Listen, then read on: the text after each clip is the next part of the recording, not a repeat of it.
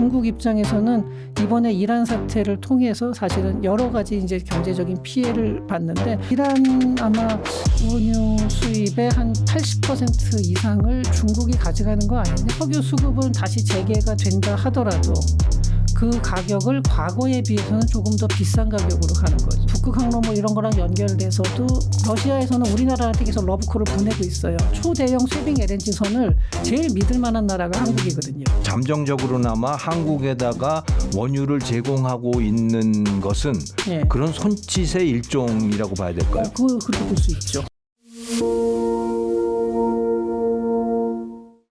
시청자 여러분 안녕하세요. 우리 조현승 박사님 산업연구원 연구위원이시고요. 그리고 이 글로벌 경제의 흐름에 대해서 시시각각 변하는 이 흐름들에 대해서 계속 이 정보를 흡수하고 분석하고 종합하시는 분입니다. 조현승 박사님 어서 오십시오. 네, 안녕하세요. 네, 네, 조현승입니다. 네. 바쁘실 텐데 뭐 그다지 바쁘지 않습니다. 원래 세종시에 계셨죠? 산업연구원이. 네. 요즘은 서울에서 출퇴근을 하신다고요?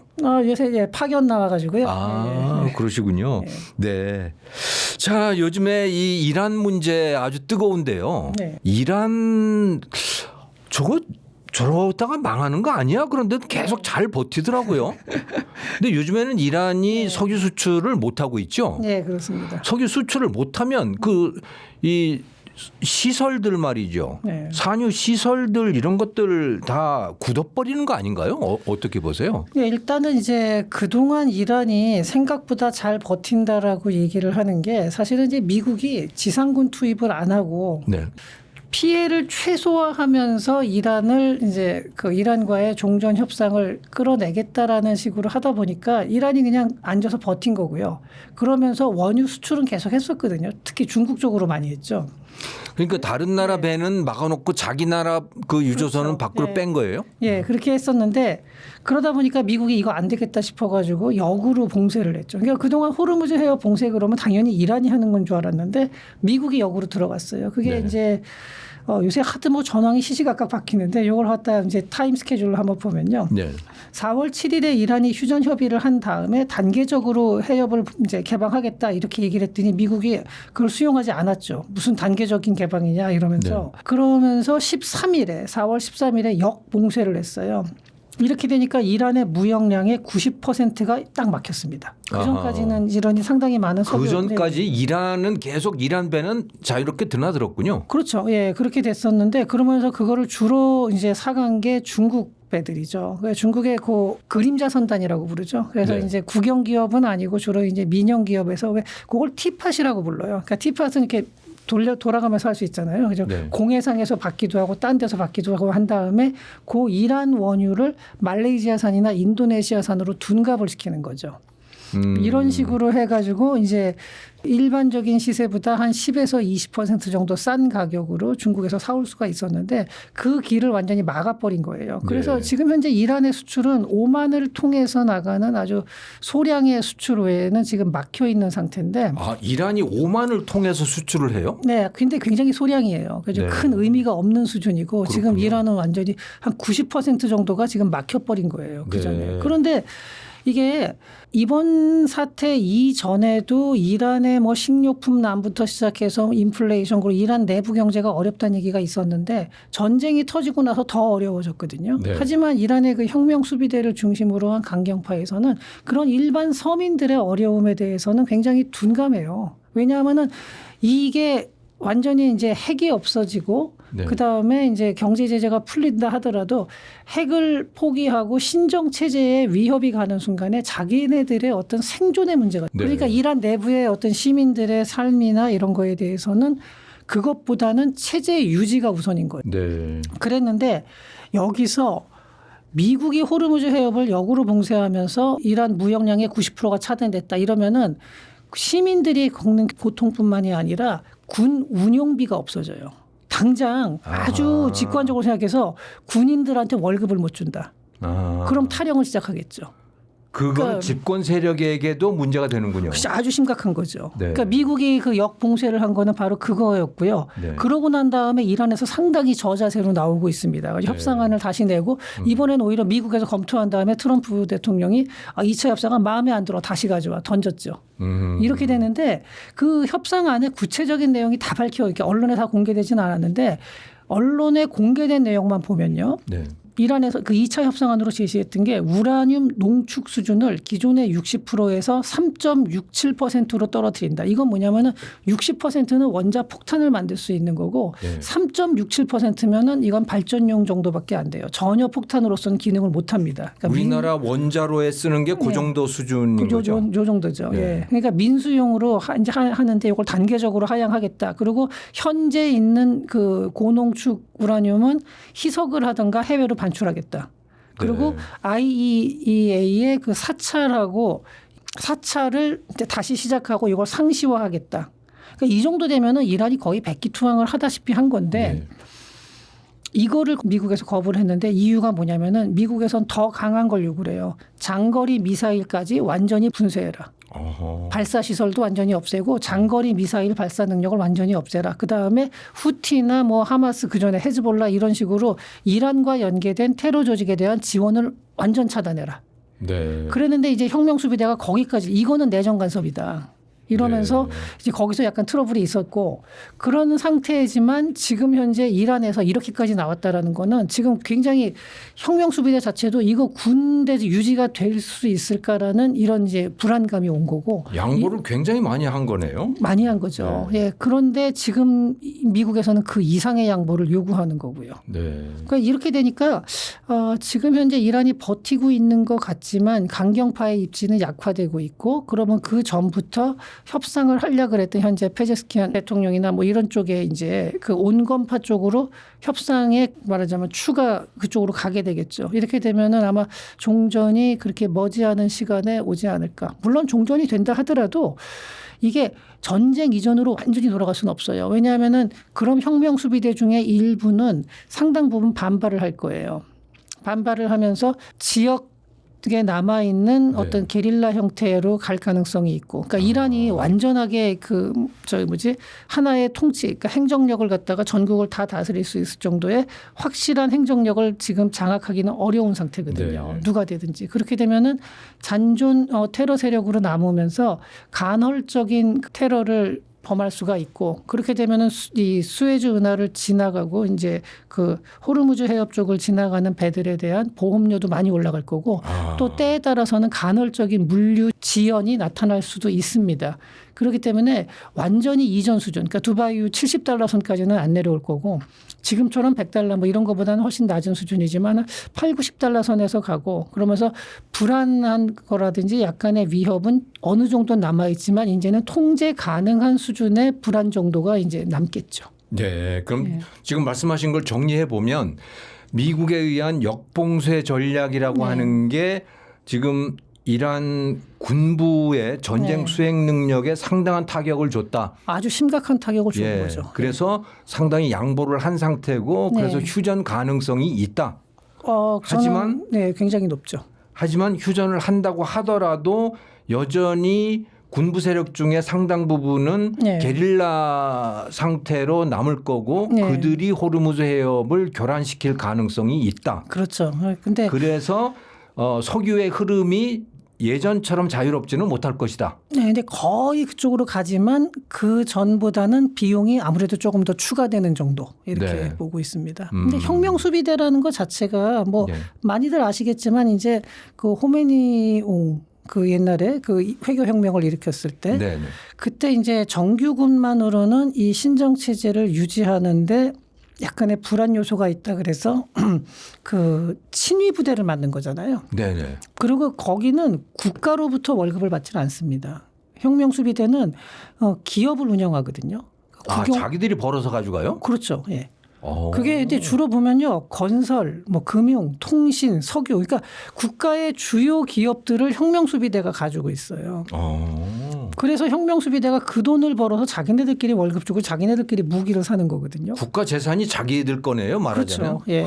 그게 이란 경제에서 뭐 몇 퍼센트인지는 모르게 시기에 따라 다르겠지만 네.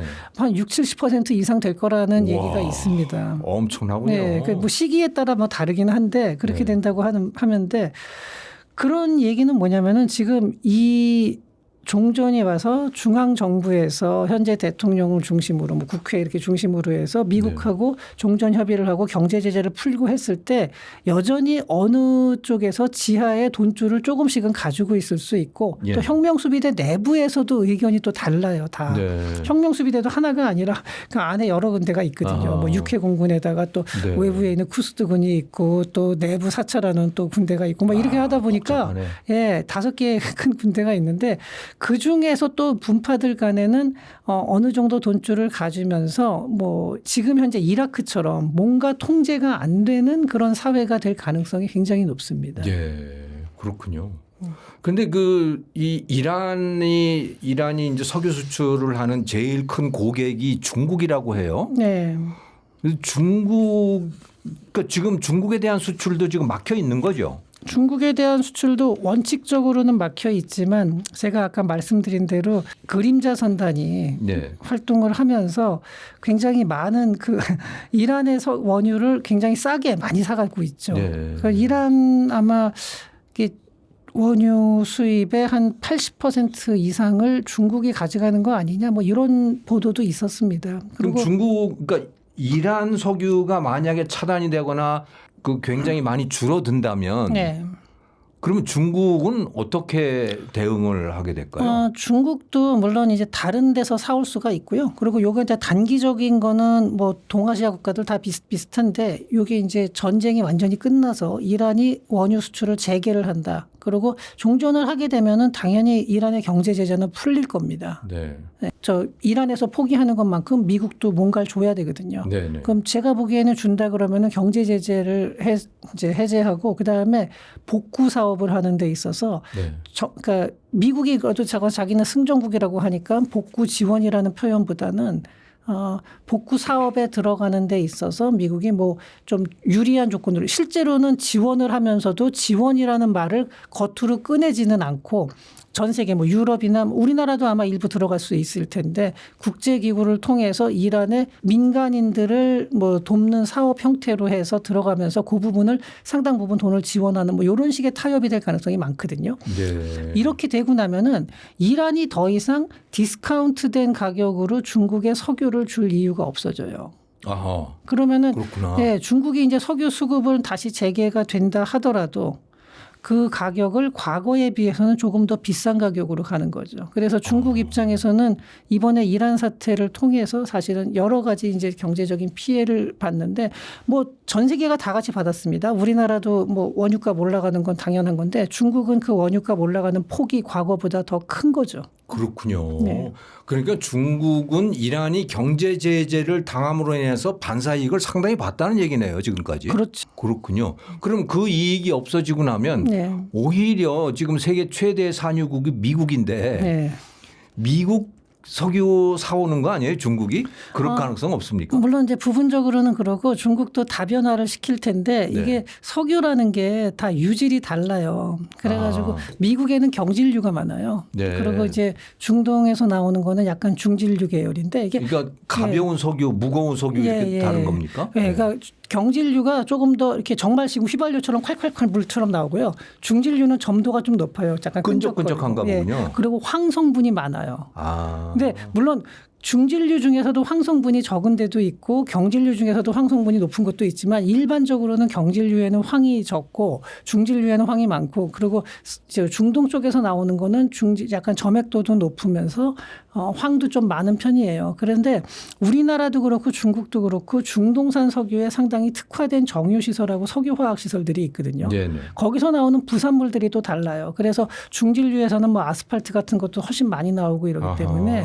그리고 우리나라도 그렇고 중국도 그렇지만 이 중진류 시설에다가 경진류를 가지고 정유를 못하냐 할 수 있어요. 있는데 그만큼 효율성이 떨어지는 거죠. 그렇군요. 거기에 특화된 게 아니라 탈황 시설이라든지 막 이런 것들이 상당 부분은 그냥 쉬어야 되는 거예요. 네. 그런 면에서 봤을 때는 효율성이 좀 떨어지고 물론 이제 중장기적으로는 뭐 플랜트를 새로 짓는다든지 확장을 한다든지 할 때는 조금 더 경진류에 맞춰서 가겠죠. 네. 근데 미국도 그래요. 미국도 중진류가 그 미국 내에서 나는 거는 경진류가 많은데 특히 이제 셰일 혁명 네. 이후에 그런 것들이 굉장히 많아졌는데 미국 내의 정유 시설 같은 경우는 또 중진류에 많이 맞춰져 있어요. 그게 왜 그랬냐면은 과거에 베네수엘라나 이런 데서 사오는 게 굉장히 쌌고 그렇군요. 예, 미국 내에 자체적인 석유 뭐 캘리포니아에서 일어나오는 경진류 같은 경우는 그게 미국 그 멕시코만 쪽으로 들어오려면은 파나마 운하 지나고 막 이러니까 오히려 베네수엘라에서 싸우는 게 더 싸요.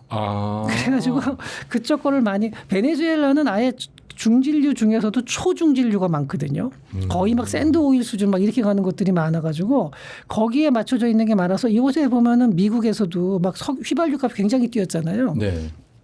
근데 미국은 지금 역대 최대치의 그 원유와 가스를 수출을 하고 있어요. 이게 미국 에너지정보청에서 나온 거 보니까 하루에 평균 1290만 배럴로 지금 사상 최고치의 수출을 하는데 미국 내에서는 휘발유가 품귀 현상이 나면서 가격이 막 뛰어요.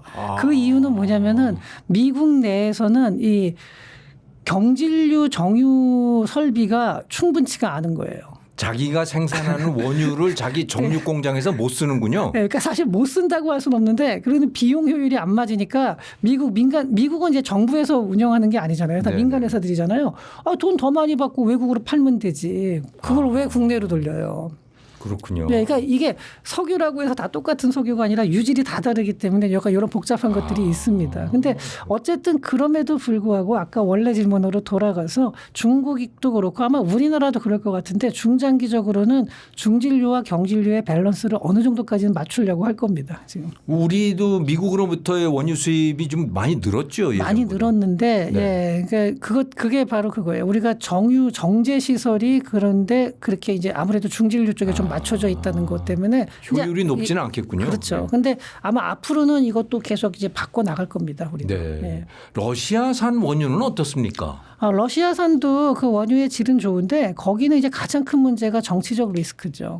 지금 네. 러우 전쟁 이후에 사실 러우 전쟁 이전까지가 우리나라가 러시아산 가스를 상당히 많이 들여오기도 했고 네. 러시아 그 시베리아 반도 위쪽에 야말 반도라고 있어요. 네네. 그 북극 쪽에 그 야말 프로젝트에 들어가서 우리나라 배들이 그때 그 초대형 쇠빙 LNG 선이죠. 이거 우리나라가 뭐 기술이 압도적이거든요. 네. 이걸 갖다 15척이나 그때 이제 그 당시에 대우조선해양이 지금 네. 하나 패노션 이쪽에서 이제 15척이나 이렇게 수주를 하고 인도를 하고 굉장히 좋은 성과를 냈는데 2차 프로젝트에서는 러시아가 한국에만 너무 의존하면 안 되니까 뭐 프랑스, 중국 조금 끼워줬어요. 네. 근데 그러다가 2022년에 이제 러우 전쟁이 나면서 우리나라는 완전 배제가 됐죠. 우리나라 빠졌죠, 사실. 빠진 상태고 이게 이제 앞으로 북극 항로 뭐 이런 거랑 연결돼서도 이제 러시아에서는 우리나라한테 계속 러브콜을 보내고 있어요. 왜냐하면은 그 쇠빙 LNG선 초대형 쇠빙 LNG선을 제일 믿을 만한 나라가 한국이거든요.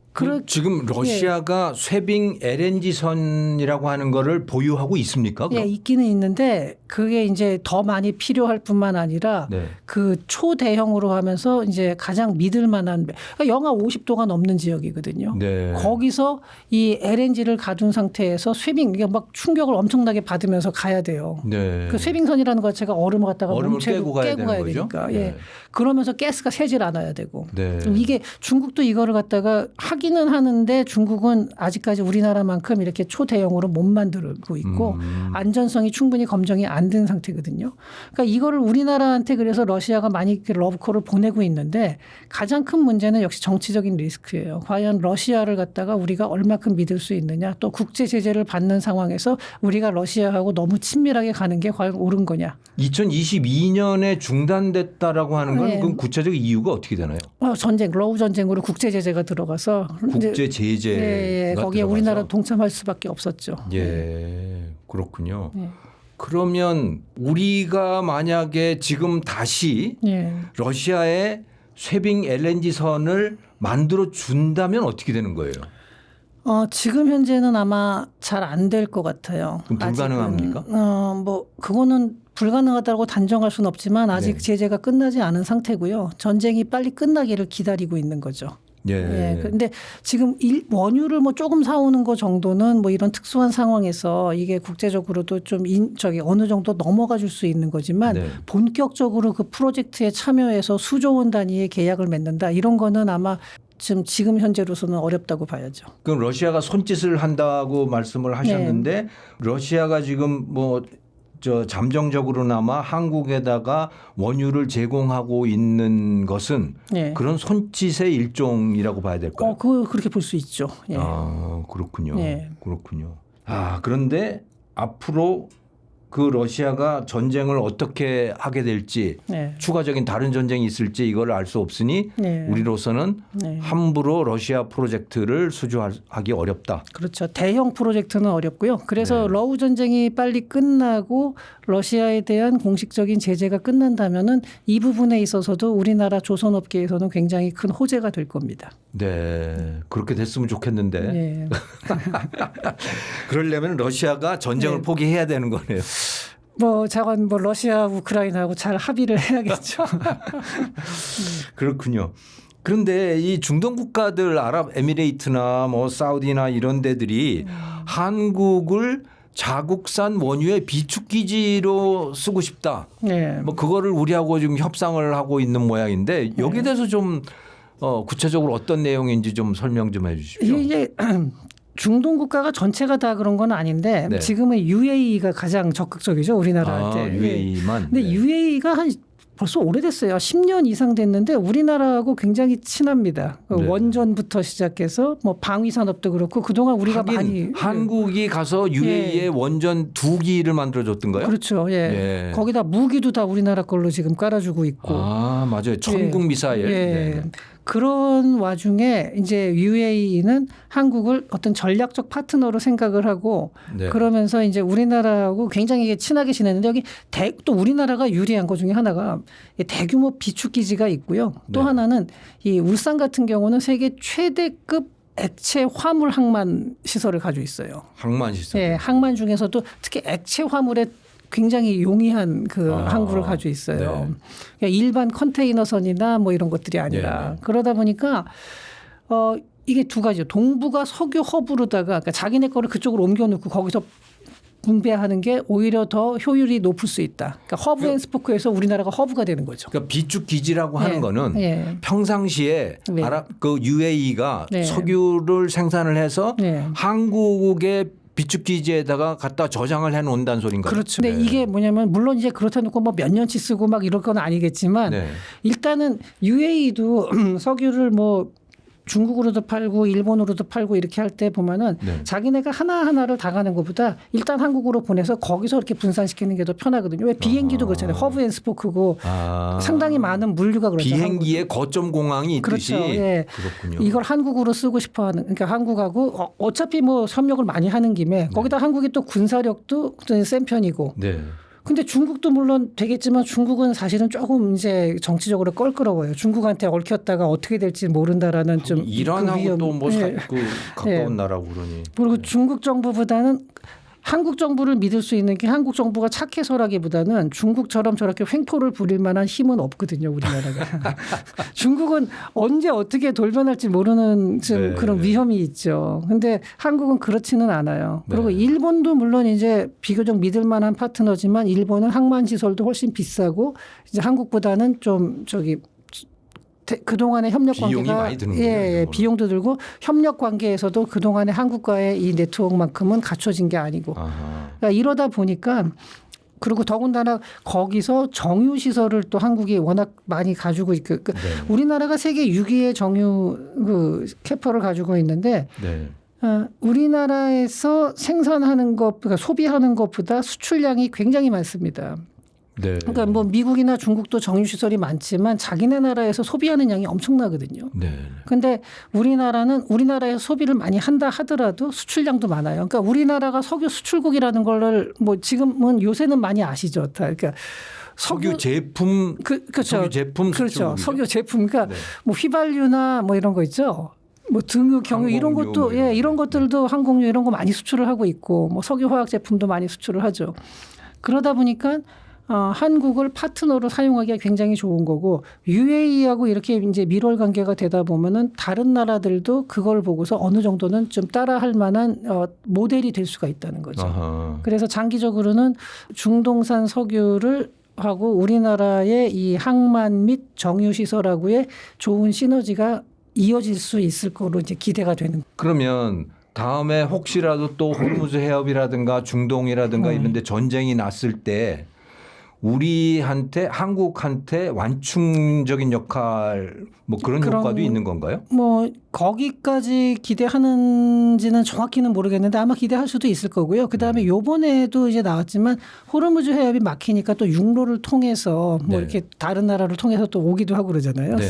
사우디의 그 안부항인가요? 그쪽을 네. 통해서도 오고 이런 것처럼 그런 루트도 평시에는 비싸니까 안 쓰지만 유사시에는 또 오픈해 가지고 쓸 수 있게 하면서 한국으로 가져오고 아마 이런 식의 큰 세부적인 전략도 뭐 내부적으로는 생각하고 있을 가능성이 있습니다. 아하, 그렇군요.